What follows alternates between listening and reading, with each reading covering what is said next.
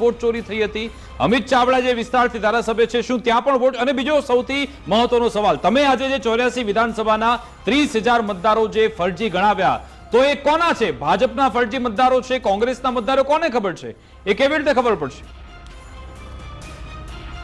વિકાસભાઈ, મને તો હજી નથી સમજાતું કે ભારતીય જનતા પાર્ટીના પ્રવક્તા કેટલા ક્યુરિયસ છે. તમે જુઓ તો ખરા કે ઇલેક્શન કમિશન ઓફ ઇન્ડિયાને કોઈ સવાલ કરે, પત્રકાર સવાલ કરે, મીડિયા સવાલ કરે, વિપક્ષ સવાલ કરે, આમ જનતા સવાલ કરે, આખો દેશ બોલી રહ્યો હોય કે વોટ ચોર, ગદ્દી ચોર, અને જવાબ આપવા માટે કેટલા તત્પર છે ભારતીય જનતા પાર્ટીના લોકો. આ સાબિત કરે છે કે વોટ ચોરી થઈ રહી છે. બીજી મહત્વની વાત હું તમને કરવા માંગુ છું કે આજે ગુજરાત ફર્સ્ટના માધ્યમ દ્વારા કોઈ એક પર્ટિક્યુલર આર્ટિકલ, કોઈ એક વિડીયો તમે તમારા સોશિયલ મીડિયામાં મૂક્યો. એ વિડીયો મેં ડાઉનલોડ કરીને મારા યુટ્યુબમાં મૂક્યો, અને તમે મને, વિકાસભાઈ, તમે મને એવું કહેશો કે તમે આ વિડીયો મૂક્યો છે, આ સાચો છે ખોટો છે સાબિત કરીને તો તમે એફિડેવિટ આપો. આ ક્યાંનો ન્યાય થયો? અરે ભાઈ, આ મતદાર યાદી જે રાહુલ ગાંધીજી અને અમિત ચાવડા સાહેબે બતાવી છે, એ મતદાર યાદી ગુજરાત ફર્સ્ટના સ્ટુડિયોમાંથી બનેલી નથી, ભારતીય જનતા પાર્ટીના કમલમમાંથી બનેલી નથી, ઇન્દિરા ગાંધી ભવન એઆઈસીસીના હેડક્વાર્ટર્સમાંથી બનેલી નથી,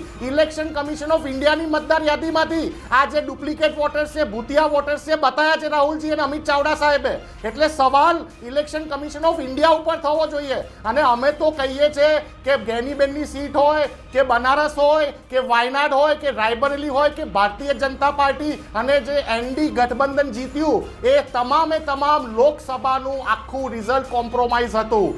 અમારી સ્પષ્ટ માંગણી છે કે આ વોટ ચોરીને લઈને લોકસભા નિશાંતભાઈ, એ ઇલેક્શન કમિશનની પ્રેસ કોન્ફરન્સ એ હતી.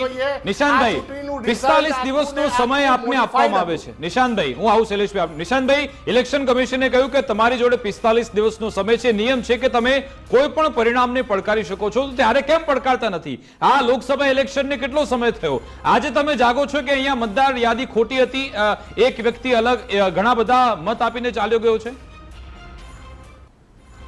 વિકાસભાઈ, હું તમને વડોદરાની એક રાવપુરા વિધાનસભા છે, ઓકે, એની મતદાર યાદી હું તમને મોકલી આપું. ચાલો, હું મારા પૈસા ભરીને ઇલેક્શન કમિશનના થ્રુ એ મતદાર યાદી તમને મોકલી આપું. તમે 50 નહીં 500 માણસ લગાવશો ને તો પણ એમાંથી આ ભૂતિયા વોટર્સને શોધવામાં તમારી ટીમને 5 થી 6 મહિના પ્રોફેશનલ વેથી લાગશે. કેટલા? 5 થી 6 મહિના. આ જે પ્રેક્ટિસ કર્ણાટકની એક વિધાનસભાની અમે કરી છે, એમાં અમારી ટીમને 7 મહિના લાગ્યા. અમિત ચાવડા સાહેબે જે આજે 84 વિધાનસભાનો માત્ર 40% જે ટોટલ મતદારો હતા એના 40%, એટલે 2,40,000 મતદારોની જે આખી જે મેન્યુઅલ મતદાર યાદી અમને આપવામાં આવે છે, એમાંથી આ ફોલ્ટ શોધવા માટે અમને મહિનાઓ લાગ્યા. આ કોઈ એક દિવસની કામગીરી નથી. ઇલેક્શન કમિશન ઓફ ઇન્ડિયાને અમે પત્ર લખીને ડિજિટલ વોટર યાદી માગેલી, જે મશીન રીડેબલ યાદી હોય માગેલી. ઇલેક્શન કમિશન ઓફ ઇન્ડિયાએ અમને આપવાની ના પાડી દીધી. ઇનફેક્ટ જે વિડીયોગ્રાફી કરવામાં આવતી હોય, જે સીસીટીવી કેમેરા, જે ઇલેક્શન કમિશન ઓફ ઇન્ડિયા 45 દિવસમાં ડિલીટ કરી નાખે છે. વિકાસભાઈ, આજે ગુજરાત ફર્સ્ટના વર્ષો જૂના વિડીયો પણ તમે એક નાનકડી હાર્ડ ડ્રાઈવમાં સેવ કરીને વર્ષો સુધી રાખી શકો છો. કેમ election commission of India supreme કોર્ટનો આદેશ છે, ઇલેક્શન કમિશન સુપ્રીમ કોર્ટના આદેશનું પાલન કરી રહી છે. 2018 નો આ ચુકાદો છે, ડિલીટ કરી દેવા પડે છે. પણ નિશાંતભાઈ, તમે ચુકાદો આખો વાંચો, મેં વાંચ્યો છે. એમાં ડ્યુરેશન તો ઇલેક્શન કમિશન ઓફ ઇન્ડિયા નક્કી કર્યું છે કે 45 દિવસમાં અમે ડિલીટ કરી નાખીશું. અને આજ સુપ્રીમ કોર્ટ, આપણી સર્વોચ્ચ માનનીય, એક જ સેકન્ડ જિજ્ઞાસા, એક જ સેકન્ડ આપજો. માનનીય સુપ્રીમ કોર્ટે જ્યારે તમે સ્પેશિયલ ઇન્ટેન્સિવ રિવિઝન બિહારમાં કર્યું, 65 લાખ મતદાતાઓને ડિલીટ કરી નાખ્યા, તો આજ સુપ્રીમ કોર્ટ, માનનીય સુપ્રીમ કોર્ટે લપડાક મારી નહીં ઈસીઆઈને કે તમે કયા મતદાતાઓ ડિલીટ કર્યા છે અને કેમ કર્યા એ પબ્લિક કરો.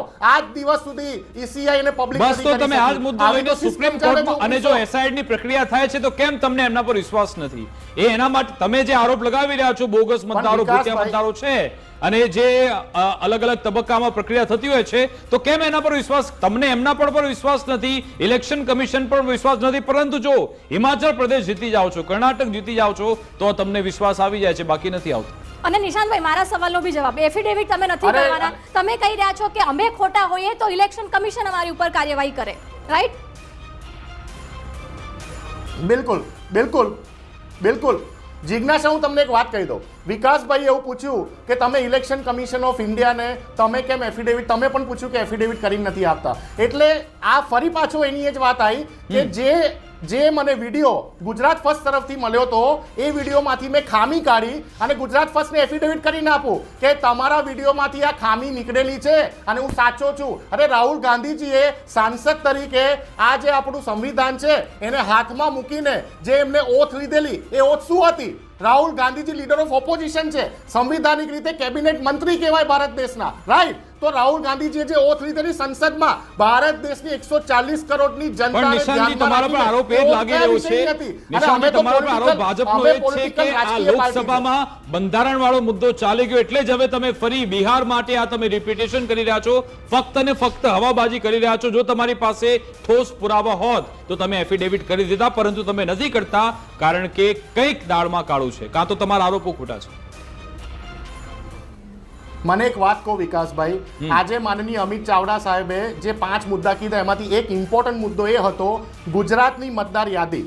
એમાં પંજાબી ભાષામાં કે બેંગોલી ભાષામાં કે હિન્દી ભાષામાં કોઈ મતદારનું પંજીકૃત કે રજીસ્ટ્રેશન હોય શક્ય? મને કહી દો, તમે હા કે ના કહી ના દો. હોઈ શકે. તમે મને હા કે ના કહી દો. ગુજરાતના એક જવાબદાર નાગરિક છો તો એક તો બતાવ્યું અમિત ચાવડા સાહેબે કે આ કેવી રીતે શક્ય છે. અને રહ્યો સવાલ જે ભારતીય જનતા પાર્ટીના પ્રવક્તા બોલે છે કે ઇંક લગાવવામાં આવે છે, એક વોટર 2 જગ્યા ઉપર વોટિંગ ના કરી શકે, તો તમે અત્યારે યુટ્યુબ ખોલીને જોઈ લો વિકાસભાઈ, 100 એવા તમને કેમિકલ ને 100 એવી તમને પ્રકારો જોવા મળશે કે તમે 10 મિનિટની અંદર આ સાઈને ભૂસી શકો છો. સાથે સાથે તમે જ બતાવેલું ને આપણી લોકસભા વખતે કે ભારતીય જનતા પાર્ટીનો એક મંત્રી, ગુજરાતના એક મંત્રીનો સુપુત્ર એક જ બૂથમાં જઈને 8 વખત વોટ કરે